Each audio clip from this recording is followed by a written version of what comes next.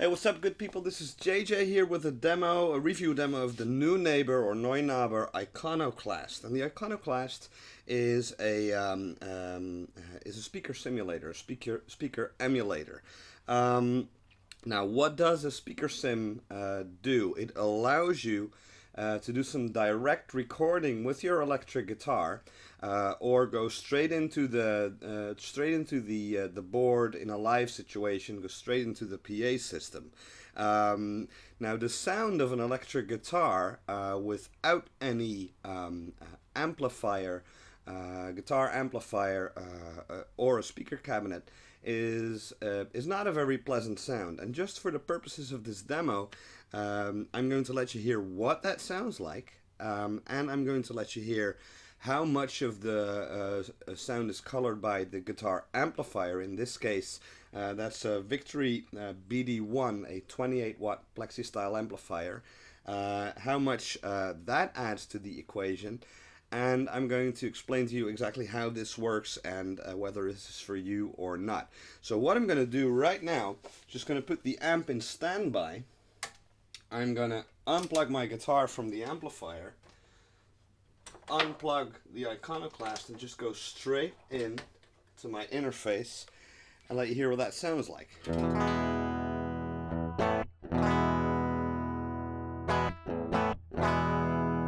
Well, obviously the sound is a lot quieter. So what I'm going to do is just turn up the input gain to compensate.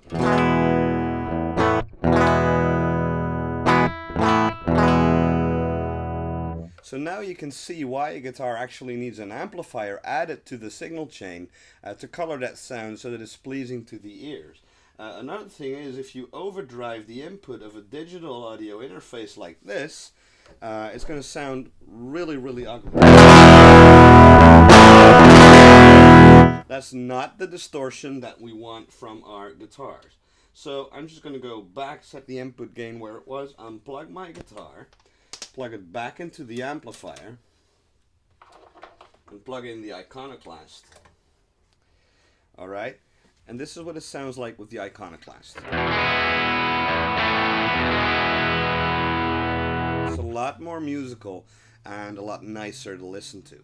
Now, just to give you an impression as to what exactly the Iconoclast does, I am going to unplug my amplifier from the Iconoclast, like this. I'm going to plug my guitar straight into it.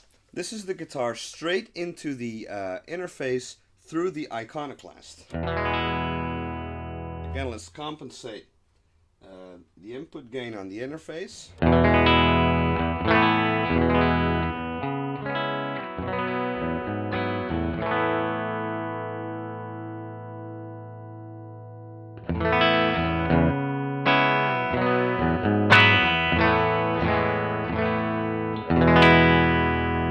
This sounds a lot more pleasant. The shrilliness is gone, so that tells you what exactly a speaker does to your sound. It kind of mellows out the shrillness, the harshness of the electric guitar. So what does the amplifier do? Well, the preamplifier of a tube amplifier, it warms up the sound. It does what it says, right? So it amplifies the sound at the beginning. And what we like from our tube amplifiers is the overdrive that a preamp gives.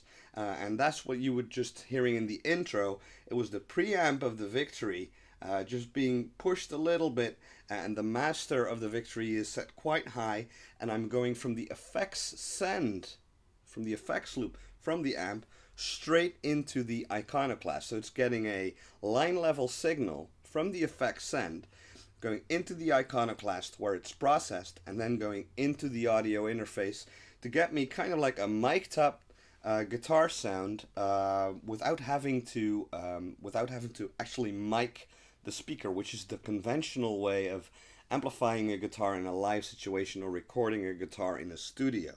So I hope that all makes sense. There is one thing that I should mention.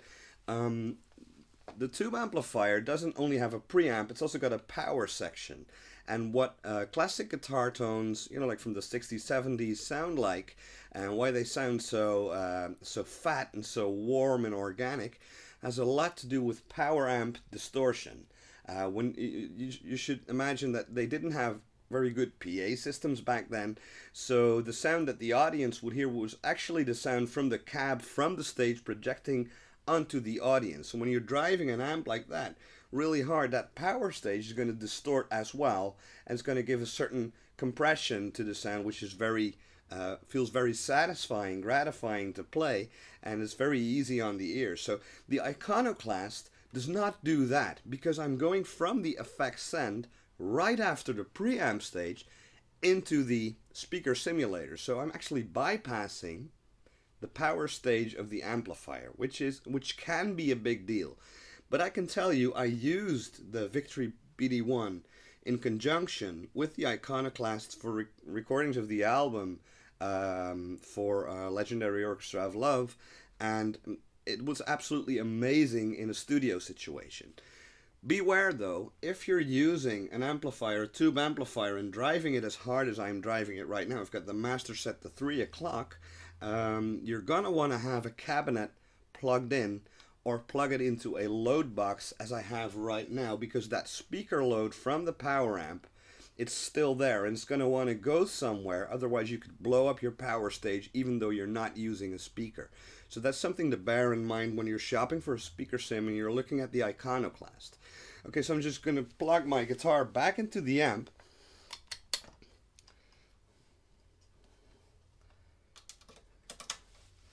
And plug the effects send back into the Iconoclast.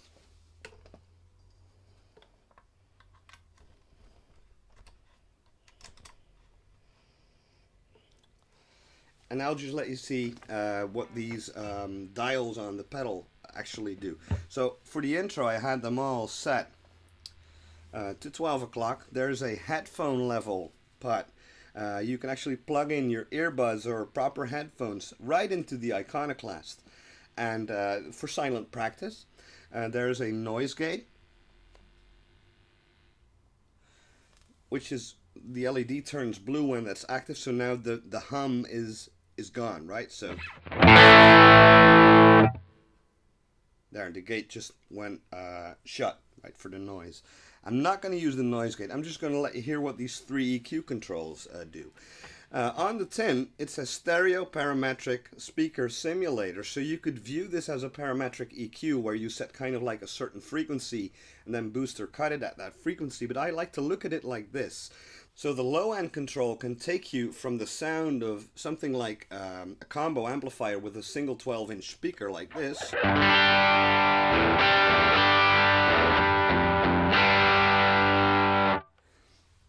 through something like a 2x12 cab,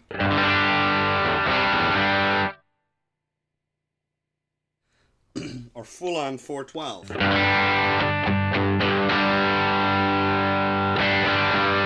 Which is great for higher gain sounds, as you will hear right now.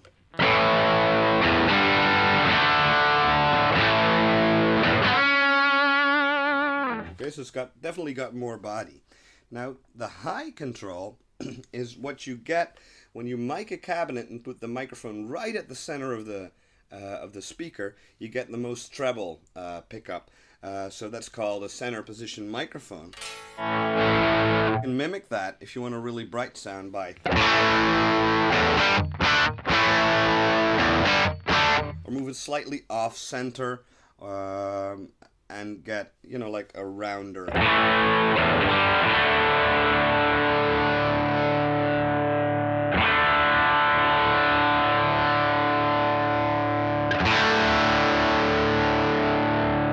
It's like playing with the microphone in front of a cab and listening to it in the control room. The mid control I like to regard as kind of a sag control of the power amp.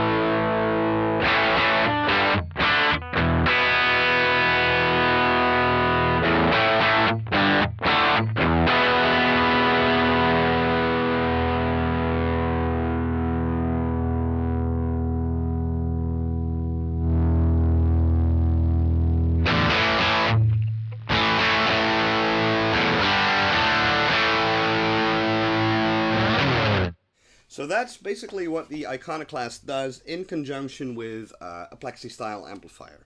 What I'm going to do next is just plug in a guitar pedal, a distortion pedal, which is kind of like an amp in a box kind of pedal.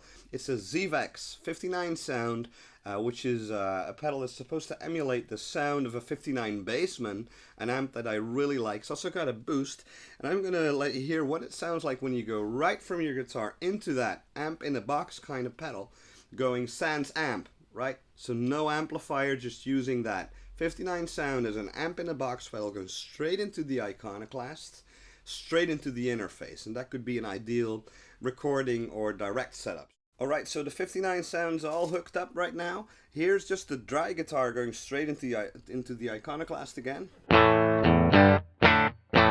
No gain correction on the interface, and here's that pedal with the Iconoclast.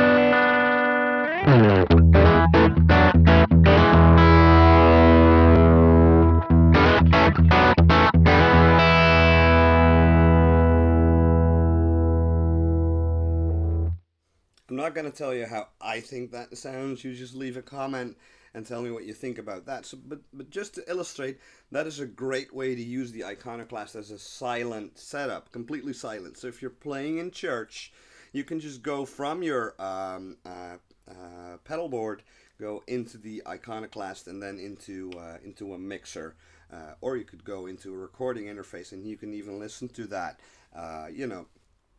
through headphones without going into a PA or anything. So it's a silent setup. By the way, I am powering the Iconoclast with a Rockboard Power LTXL, which is a power bank that you can use and send 1000 milliamps to one output, 1000 milliamps to the other output, and you can also charge your smartphone with it. So just saying that it's completely isolated, because the 59 sound is powered by a battery. So I'm just going to use some more gain on the 59 sound and use some more bass from the Iconoclast, and I'll let you hear what that does.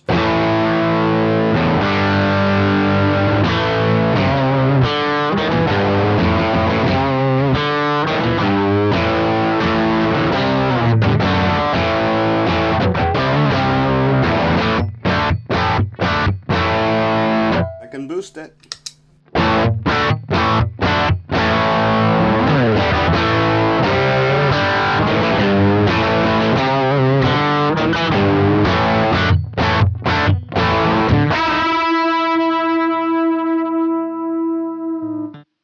Okay, so there you have it, a look at the Iconoclast by Neunaber. So to make up your mind as to whether this piece of gear is useful to you, you have to bear in mind, am I going to actually use a cab on stage? If you are, that's great. You can just send the effect send through the Iconoclast to the front of house, and you'll have a consistent live sound. It's great for recording, but bear in mind that you have to have a speaker cab if you're going to use it with a tube amplifier, because that speaker's going to need a load box.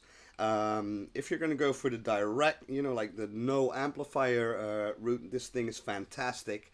The alternative would be something like the Mesa Cap clone, like a 2-Notes Torpedo, which of course is a very popular and very high-tech digital speaker sim that's great for recording in live sounds, and it has a built-in load box for tube amplifiers up to 100 watts. So that's really loud. 100 watt tube amp is terribly loud.